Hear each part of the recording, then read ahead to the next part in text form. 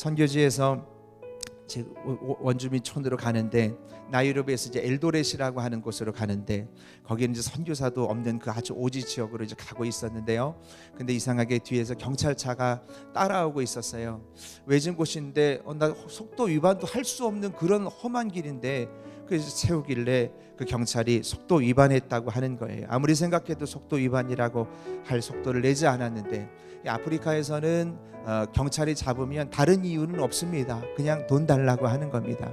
그래서 잡는 거예요. 그래서 그렇게 잡는 건데 그때 제 마음속에 어떤 생각이 드냐면 속도 위반했다라고 하면 그 돈을 주면은 좋겠는데 이 돈을 주고 싶은 마음이 없어요. 왜냐하면 500불을 달라고 하는데 이 500불이면 이 원주민들을 얼마나 많이 살릴 수 있는 그런 돈인지 몰라요. 마음속에 하나님 어떻게 해야 될까요? 그런데 뭐 하나님의 특별한 응답이 탁 왔다라고 얘기하기는 좀 어려워요, 솔직히. 근데 찬양 하나가 나오더라고요. 어떤 찬양이 나오냐면 이것이 나의 간증이요 이것이 나의 찬송일세 나 사는 동안 끊임없이 구주를 찬송하리로다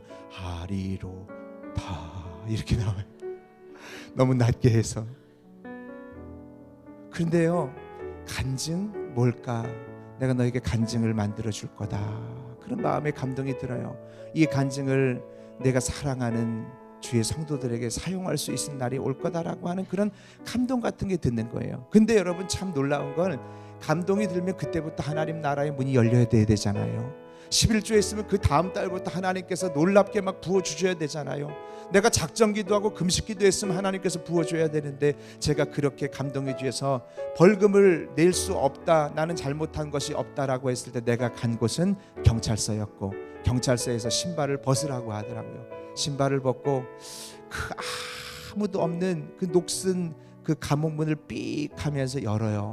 그런데요, 거기 감옥은요, 누구를 집어넣어놓고 1년 동안 그냥 방치해도 아무도 모르는 아주 외진 곳이었습니다. 순간적으로 두려움이 확 하고 엄습하더라고요. 내가 이제 돈을 줘버리는 게 나지 않을까라는 생각을 가지고 있었는데 어렴풋이 들렸던 하나님의 그 음성, 이것이 나의 간증이요 이것이 나의 찬송일세라고 하는 거죠.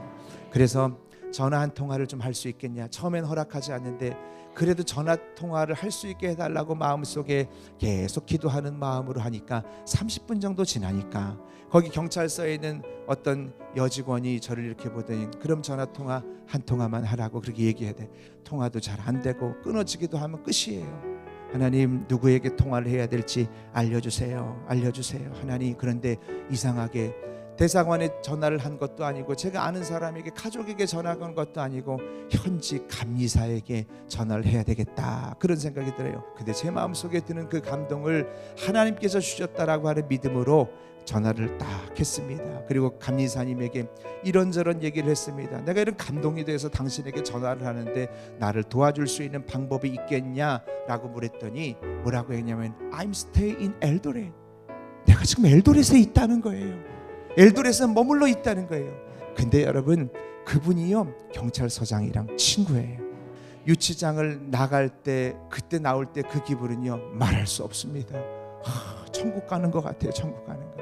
여러분, 하나님이 여러분 가정 고아와 같이 내버려 두지 않는다라고 하는 것을 믿으면 아멘 합시다. 그게 우리 하나님이에요.